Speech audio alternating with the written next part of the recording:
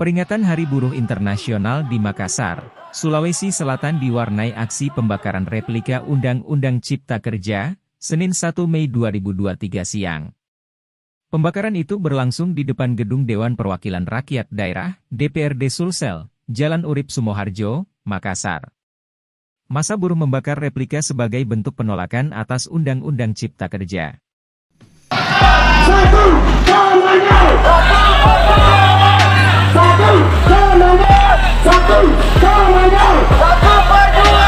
Kondisi kita hari ini darah juang untuk kita membuktikan bahwa kita akan berjuang sampai di jarak penghabisan. Sepakat kan kawan? Berjuang rakyat bersinar, sekolah pemuda desa tak kerja. Mereka dirangkap Bunda relakan benderamu angkat kaki berikan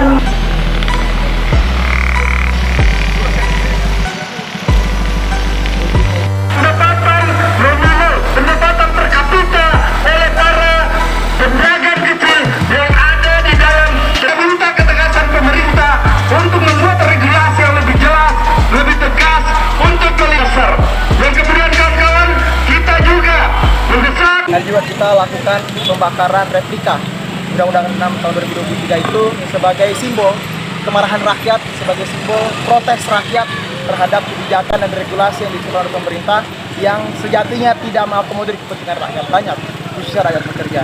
Karena kita bisa lihat sendiri, Omnibus Law Cipta Kerja yang akhirnya sekarang menjadi Undang-Undang Nomor 6 tahun 2023 itu merupakan undang-undang yang kami nilai setelah kami analisis merupakan pesanan dari kepentingan modal untuk bagaimana mereka bisa leluasa mengeksploitasi sumber daya alam kita, leluasa untuk mengeksploitasi sumber daya manusia kita, dan semakin memperburuk situasi kerja bagi kaum buruh, dan selain itu juga mereka berpotensi untuk kemudian mempermudah perampasan tanah dan seterusnya. Sehingga aksi ini kami lakukan untuk memperingatkan kepada pemerintah bahwa yang memegang kekuasaan yang sesungguhnya, yang memegang kedaulatan sesungguhnya adalah rakyat.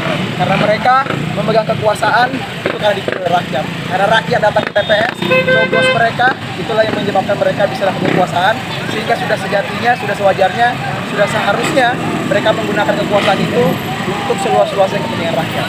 Tapi apabila tuntutan kawan-kawan tidak terpenuhi, bagaimana apa yang dilakukan? Sebenarnya kami sudah melakukan aksi penolakan ini sejak 2020, sejak pertama kali Omnibus Law disuarakan, dan kami terus konsisten. Dan setelah ini pun, kalau tidak didengar, tetap tidak didengar, maka kami akan terus melakukan gerakan-gerakan untuk setidaknya menyadarkan rakyat banyak bahwa memang pemerintah hari ini sudah sama sekali tidak berpihak kepada kepentingan rakyat.